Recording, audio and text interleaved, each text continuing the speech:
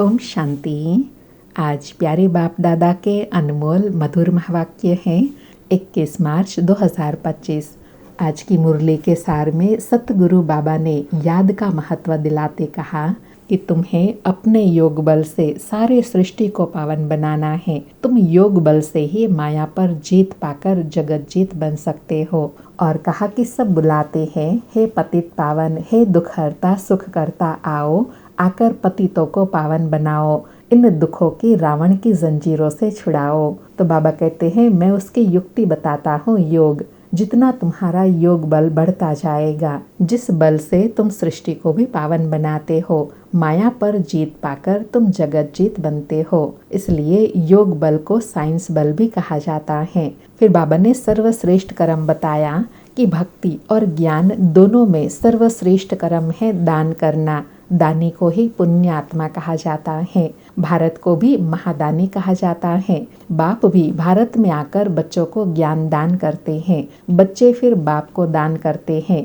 कहते हैं, बाबा आप आएंगे तो हम अपना तन मन धन सब आपके हवाले करेंगे, आप बिगर हमारा कोई नहीं। फिर बाबा भी कहते हैं, मेरे लिए तुम बच्चे ही हो। जब बाप के बच्चे बनेंगे तब वर्षे के जायदाद के मालिक बनेंगे।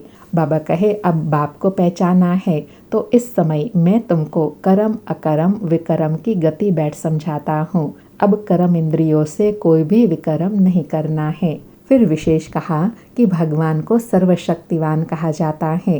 रावण भी कम शक्तिमान नहीं है, परंतु रावण अर्थात बुराइयां विकार दुख देती हैं, इसलिए रावण का बूत बनाकर हम वर्ष वर्ष जलाते हैं। और शिव बाबा जो सर्वशक्तिवान है, वह आकर सब आत्माओं को सुख देते हैं, इसलिए उसके रिटर्न में हम उनके लिए आलीशान सुंदर मंदिर बनाते हैं और उनकी पूजा करते हैं, क्योंकि सुख देने वाले की ही पूजा होती है। और साथ में कहा कि तुम बच्चों को अभी साइलेंस का शुद्ध घमंड रहना चाहिए, अर्थात शांति की शक्ति में रहना है। बाबा कहे, तुम मन मनाभाव के आधार से साइलेंस द्वारा जगत जीत बन जाते हो। तुम साइलेंस घमंडी अपने को आत्मा समझ बाप को याद करते हो, जिससे आत्मा में शक्ति भरती है। और दान के लिए कहा कि बाबा कहते हैं, 5 विकार भी तुम मुझे दान में दे दो।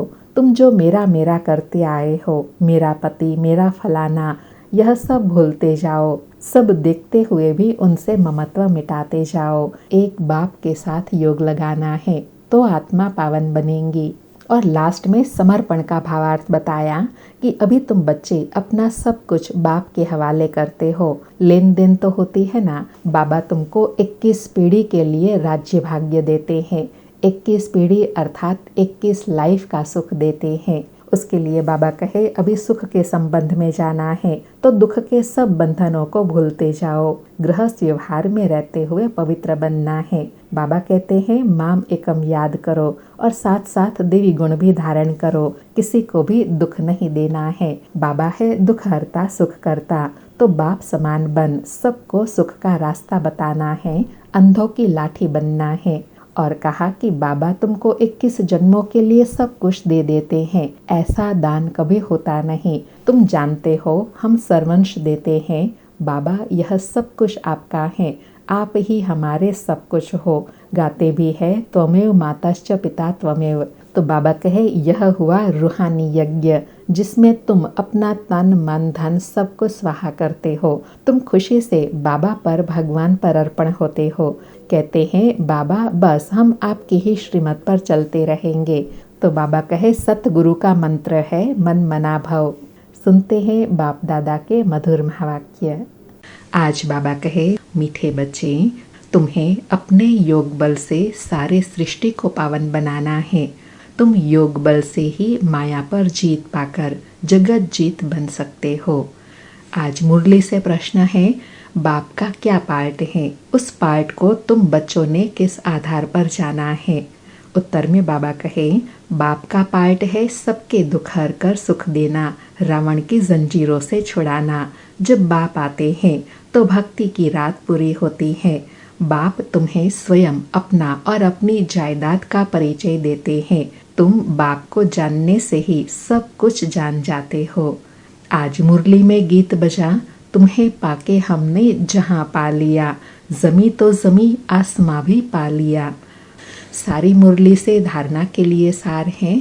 पहला पॉइंट, कलयुगी सर्व कर्म बंधनों को बुद्धि से भूल 5 विकारों का दान कर आत्मा को सतोप्रधान बनाना है। एक ही साइलेंस के शुद्ध घमंड में रहना है। दूसरा पॉइंट, इस रुद्र यज्ञ में खुशी से अपना तन मन धन सब अर्पण कर सफल करना है। इस समय सब कुछ बाप हवाले कर 21 जन्मों की बादशाही ले लेनी है। आज प्यारे सतगुरु का वरदान है, रोब के अंश का भी त्याग करने वाले स्वमानधारी पुण्यात्मा भव। रोब के अंश का भी त्याग करने वाले स्वमानधारी पुण्यात्मा भव। स्पष्टीकरण है, स्वमानधारी बच्चे सभी को मान देने वाले दाता होते हैं। दाता अर्थात रहम दिल, उनमें कभी किसी भी आत्मा के प्रति संकल्प मात्र भी रोब नहीं रहता। यह ऐसा क्यों, ऐसा नहीं करना चाहिए, होना नहीं चाहिए। ज्ञान यह कहता है क्या? यह भी सूक्ष्म रोब का अंश है। लेकिन स्वमानधारी पुण्य आत्माएं गिरे हुए को उठाएंगी, सहयोगी बनाएंगी। वह कभी यह संकल्प नहीं कर सकती कि यह तो अपने कर्मों का फल भोग रहे हैं, करेंगे तो जरूर पाएंगे, इन्हें गिरना ही है। ऐसे संकल्प आप बच्चों के नहीं हो सकते। बाबा कहे, पुण्य आत्मा वह है जो गिरे हुए को भी उठाते हैं। आज का स्लोगन है, संतुष्टता और प्रसन्नता की विशेषता ही उड़ती कला का अनुभव कराती है। संतुष्टता और प्रसन्नता की विशेषता ही उड़ती कला का अनुभव कराती है। अच्छा, मीठे मीठे सिकिलधे बच्चों प्रति माता पिता बाप दादा का याद प्यार और गुड मॉर्निंग। रूहानी बाप की रूहानी बच्चों को नमस्ते। हम रूहानी बच्चों की रूहानी माता पिता बाप दादा को याद प्यार, गुड मॉर्निंग और नमस्ते नमस्ते। आज 21 मार्च के अव्यक्त इशारे हैं, सत्यता और सभ्यता रूपी कल्चर को अपनाओ। बाबा कहे, सत्यता की शक्ति की निशानी है निर्भयता। कहा जाता है, सच तो बीठो नच, अर्थात सत्यता की शक्ति वाला सदा बेफिक्र निश्चिंत होने के कारण, निर्भय होने के कारण खुशी में नाचता रहेगा। यदि अपने संस्कार व संकल्प कमजोर हैं, तो वह कमजोरी ही मन की स्थिति को हलचल में लाती है। इसलिए पहले अपनी सूक्ष्म कमजोरियों को अविनाशी रुद्र यज्ञ में सहा करो।